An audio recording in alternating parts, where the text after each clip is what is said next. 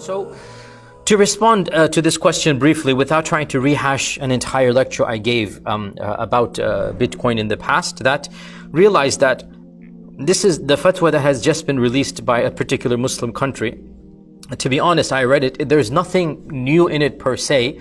The same arguments are hashed and rehashed about Bitcoin and about cryptocurrencies overall for the last 6-7 years, and respected ulama and respected councils has spoken about this, and there are predominantly two main camps.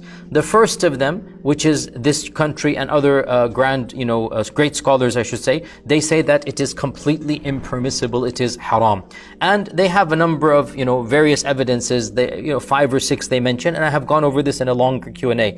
And the second position, which is what I have advocated and the Fiqh Council of North America and many finance experts across the globe. I have read a number of fatwas from scholars in England, from scholars in Malaysia, from scholars in France, from scholars in Saudi Arabia, who have written treatises and papers on Bitcoin in particular, that they say that it is halal.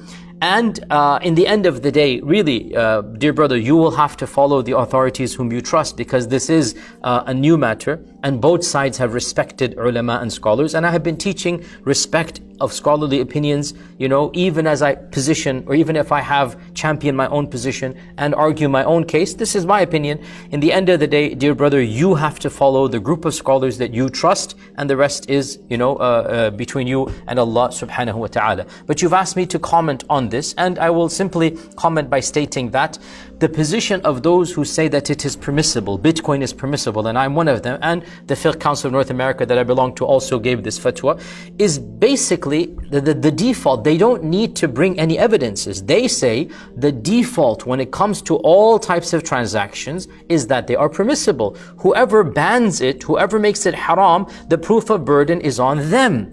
And they say, we say, I say that all of these evidences that they bring to talk about Bitcoin being haram do not reach the level of making it haram. The max that they can say is that it is speculative and perhaps dangerous for an investment and perhaps not wise to do. But to make something haram based upon the arguments that they bring, we feel, many scholars feel, that they simply haven't done that. And because of this, Bitcoin remains upon its default, which is that it is halal. In other words, the onus of the proof is on them. The onus of the burden is on them. And every single point that they bring to make Bitcoin haram, if you were to take that point, you could apply it to many other things that the same group makes halal. Please understand what I'm saying here. Every single point that they bring to say that Bitcoin is haram, you can bring that same issue, whether it's speculation, whether it's the fact that we don't know the price is going to be, whether it's the fact that they believe it doesn't have tangible value, and we can extrapolate this to other things as well, that you think it doesn't have tangible value, the people think it does have tangible value. So whatever criticism that they bring, you can extrapolate it to other things that the same group will allow, and therefore we find that in reality the aspects that they bring to criticize Bitcoin are not strong enough to make it haram. And also realize that the issue of cryptocurrencies is overall a relatively new market. It's literally a decade old, a decade and a year, 11 years literally. And so there's a lot of controversies, and don't be surprised if people's fatwas changed or modified over time. A lot of people, a lot of scholars are not really understanding what Bitcoin is and cryptocurrencies in general. And, I advise those of you that are interested to basically do your own research. By the way, each cryptocurrency, it has a white paper that is authored by the people who have founded the particular cryptocurrency, and the information about it is available online. This white paper, it throws light on a number of aspects. Most importantly, the purpose behind the Bitcoin, the purpose behind the crypto technology, the cryptocurrency, and also the technology that is used. Now, the issue of Bitcoin in particular, there have been quite a lot of fatwas given about Bitcoin in particular. I am not aware of any detailed fatwa that has gone into cryptocurrencies overall. I'm sure there are, I just haven't come across them. Cryptocurrencies is broader than Bitcoin. Bitcoin is the first and the most famous, and as of today, it is the most expensive, or as of right now, it is the most expensive Bitcoin. But the fatwas that have been given are particularly about Bitcoin, and you can extrapolate them to Ethereum and to some of the more established coins. The problem comes, there's no question that because of the success of Bitcoin, a lot of cryptocurrencies have been formed that are completely useless. They are formed by unscrupulous people who basically want to enact a large Ponzi scheme. A Ponzi scheme is where you take the investment of the later group in order to pay off the earlier group so that it looks to the earlier group that a profit has been made. The people feel there's a profit being made, and so they come in. The next wave is then used to pay the middle wave, and then the middle wave makes a profit, and then when you get a very large profit, all of a sudden somebody disappears, the Ponzi scheme collapses, and it turns out it was a huge fraud from the beginning. And this is named after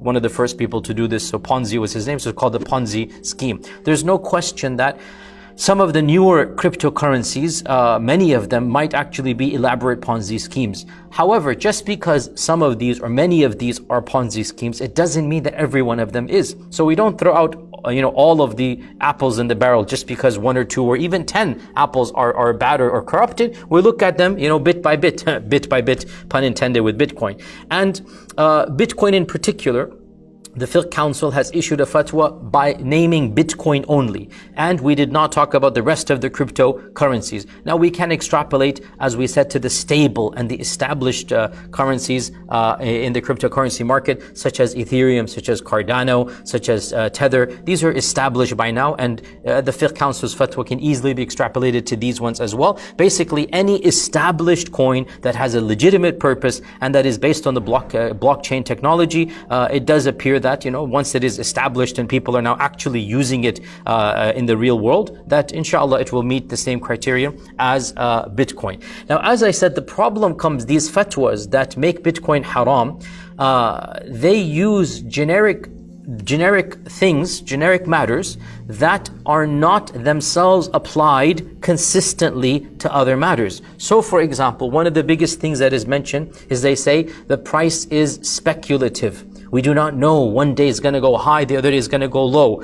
And of course, so are the prices of stocks. So are the prices of currency trade. We do not know if there's a crisis in, let's say, Japan tomorrow. Japan, the Japanese yen and the American dollar, the exchange rate might change completely. It's very volatile, especially if a country is engaging in trade or civil war or something of this nature. Things might happen. Just because it's speculative, it does not make it haram. The fact that the price is unknown or the price might easily go up and down does not make the product haram or the issue haram. Another issue that is raised is that Bitcoin is not backed by a government, hence it is not an established currency. And this is a semi-valid point in that it is not backed by a government.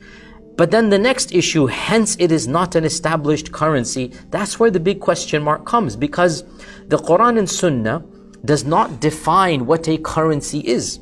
And especially in our times, when pretty much all of the currencies or most of the currencies of the world are no longer linked to actual gold and silver. President Nixon in 1971 famously, he de-linked the US dollar from gold. And so what exactly is a currency? What constitutes mal? What can be used to exchange commodities or to use as the basic measure by which to buy and sell things? What has monetary value? Is it only gold and silver? Some fuqaha said that, by the way, and there are people even today calling for a return of the gold standard and the gold dinar. And utmost respect to them. I have nothing against that. And in some ways, wallahi, it makes a lot of sense. I'm not against that. But that's not how the world actually works. And the American dollar and the British pound sterling and the Japanese yen, they are not linked to any actual commodity. They are quite literally printed by their governments, and people give value to them because they trust their governments. So because of this, quite a number of fuqaha, even in early Islam, even in medieval Islam, they said that mal, a monetary currency, does not have to be tangible per se. And many of the Shafi'i scholars, Imam Suyuti and others, are of this opinion. Even some of the modern Hanafis, and Mufti Taqi Uthmani is also of the opinion that if a non-tangible item such as huquq or rights and benefits attains value according to the custom of the people, then it can be treated as mal. And so Mufti Taqi and others, Imam Suyuti and before him and whatnot, they say we look at the urf, or the prevalent customs of the people. We look at what people do business with, and if they give value to something, and if they consider something to be worthy of value, then it can in fact gain that value.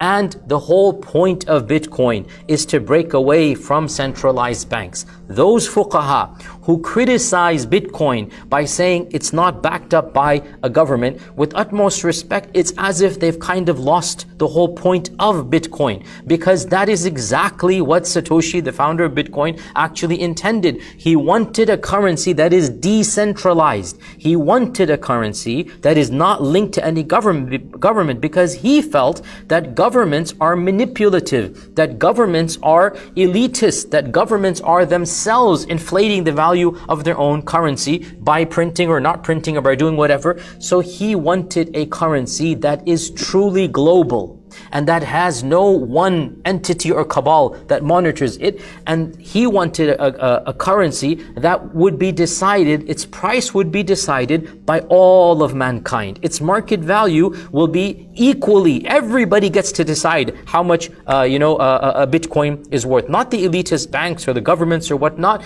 He wanted it to be a truly open, democratic, if you like, system. So the notion of Bitcoin not being backed by a government is absolutely correct. But that's the whole point of the Bitcoin. So the claim that Bitcoin has imaginary value, I mean, to be cynical here, the same can be said, to be brutally honest, of the American dollar or the British pound. That technically, I mean, if you were to go to the jungles of, some land that has no fiat currency and try to use this paper money, they would just look at you and say, what is this? What am I going to do with this, right?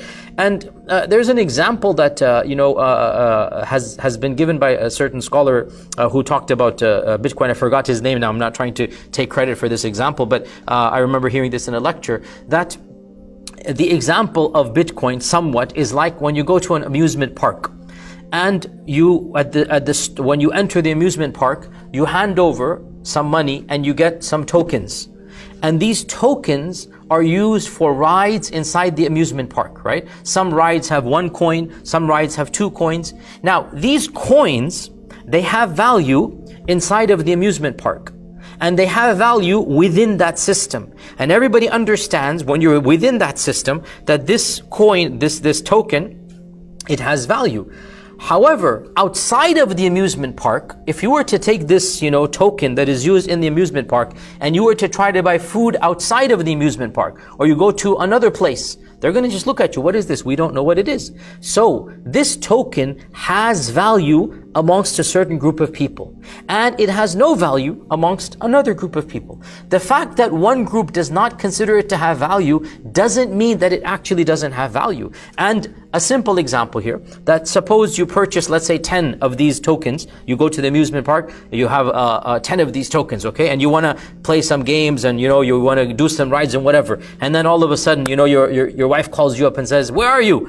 You have some guests coming. By the way, what are you doing at an amusement park without your wife there? Astaghfirullah. But anyway, hypothetical example. Your wife calls you up and says, you need to be home, and you have these 10 tokens, right? And you have to leave the amusement park. What if you were to sell these tokens on the spot to somebody else, and suppose that person didn't want to walk all the way back to the entrance. Suppose it's like, Disney World. Those of you that have been, it's a massive, park, and you don't use cash in there, by the way. You do not use actual cash. They have their own currency, inside. By the way, this is real. They have their own currency, their own tokens and whatnot inside a Disney World, right? So suppose that person didn't want to walk all the way 20 minutes, and those tokens, you purchased them for $10. You're like, okay, I have these 10 tokens. You want them for 20? Instead of walking back, I have them right here.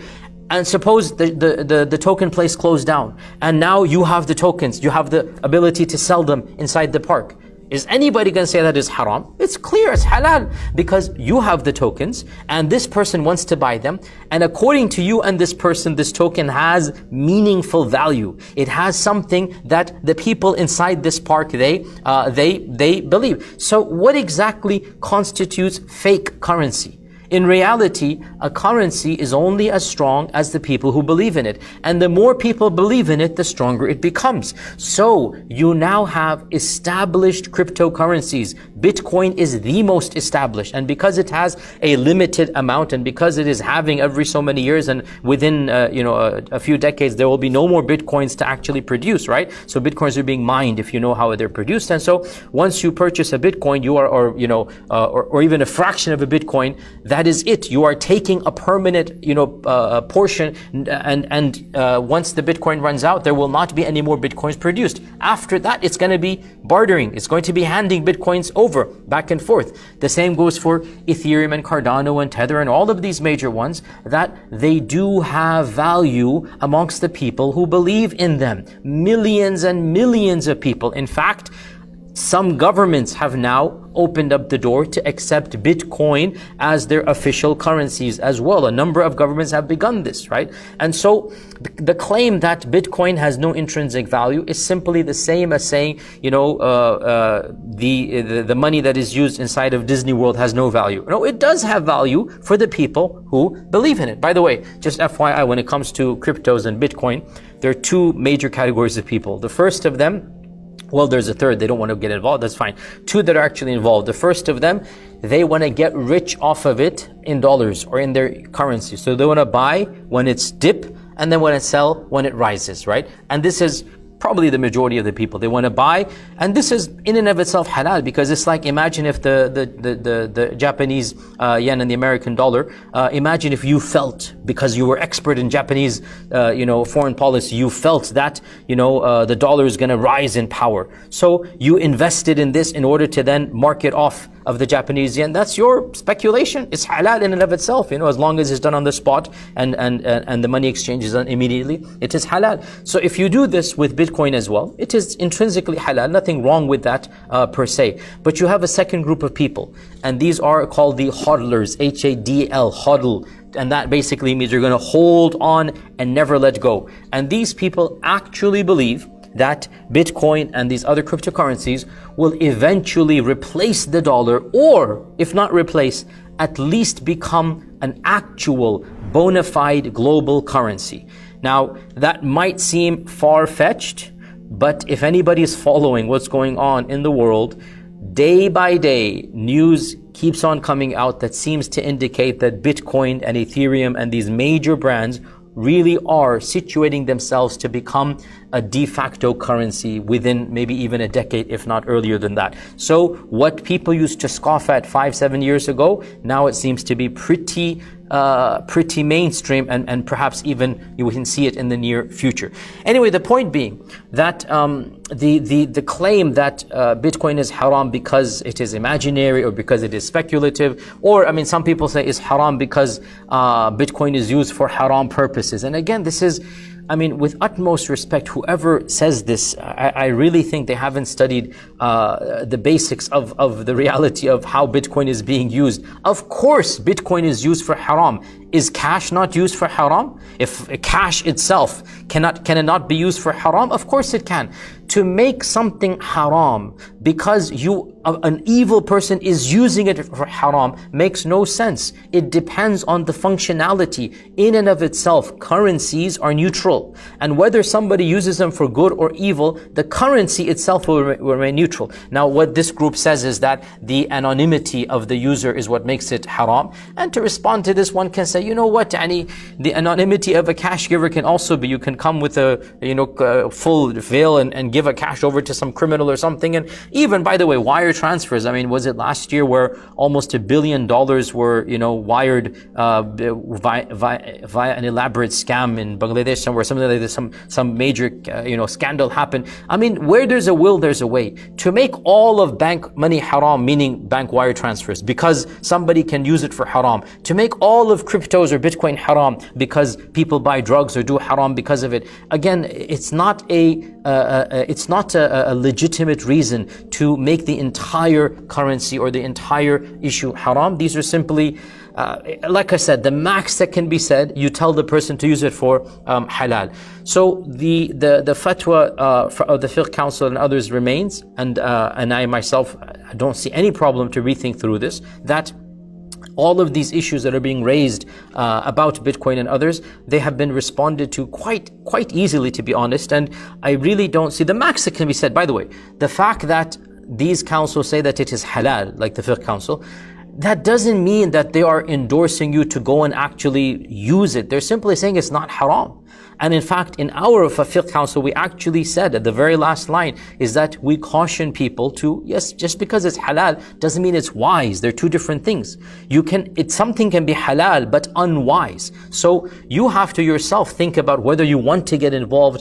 Yes, it is a volatile market, and the Sharia does ask that you preserve your wealth, and therefore, what the advice that I would give is the advice that many people are giving: do not invest in cryptos, and especially in Bitcoin and whatnot, more than you can afford to lose. Be cautious, and it is best to be cautious. And if you want to avoid it completely, no doubt that that would be the safest thing to do. Now, as for other cryptocurrencies, as I said, this is a case-by-case basis. And I don't think anybody can say that all cryptocurrencies are halal, because some of them are clearly Ponzi schemes, and some of them are clearly meant to deceive. Some of them are used for, like, they're meant to use for filth or pornography or haram. So clearly, any crypto that is meant to be used for drugs and whatnot, so the purpose of it, in other words, the name and the transaction, it is meant for haram. There are specific, niche specific, a lot of people don't know this, there are niche specific cryptocurrencies.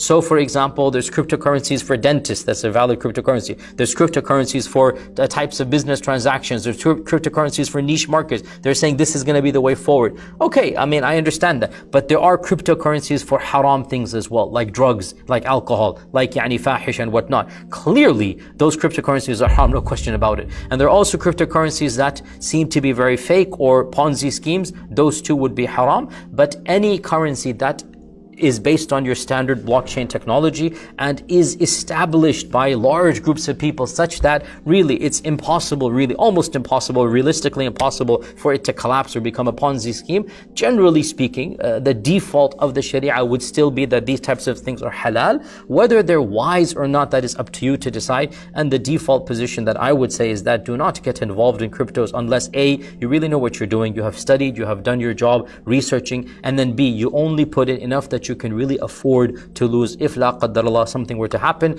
then it's a loss, but it's not the end of your livelihood or life. So be wise. The Sharia wants you to protect your income and savings. And so with that, I respect the scholars who gave this fatwa. I respect the council. May Allah Azza wa Jal. Interesting, by the way, I have to say this. The country that said it is haram last week, the neighboring country, another Muslim majority country, their council said it is halal. So go figure. You have two Muslim majority countries, right?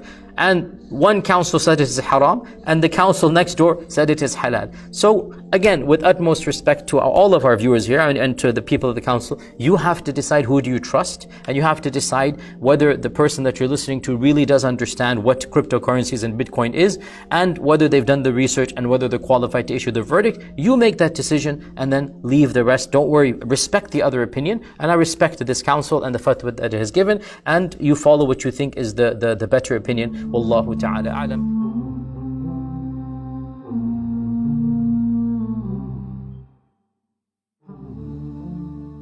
Are you tired of all these annoying ads on YouTube? Are you worried that a haram video might pop up? Well, the One Islam TV app is here to solve these problems, inshallah. The One Islam TV app is 100% free of any ads and is safe to browse for your peace of mind. Watch or listen to lectures and lessons while you work, rest, or drive with your device switched off. Watch videos on demand or download videos and watch offline. Watch hundreds of high-quality produced Islamic reminders, Quran learning videos, stories of the prophets, and so much more. 2 to 4 new videos uploaded daily, inshallah. One Islam TV is 100% run and owned by Muslims, which means a small amount you pay for your subscription is a sadaqah jariyah, continuous charity for you, as we use the funds raised to continue producing more beneficial videos and reminders, inshallah. The One Islam TV app is now available on Apple devices, Apple TV, Android devices, Android TV, Amazon Fire TV, and Roku. so you can watch on most devices and smart TVs. Download now for a free 7-day trial. May Allah reward you for supporting our work.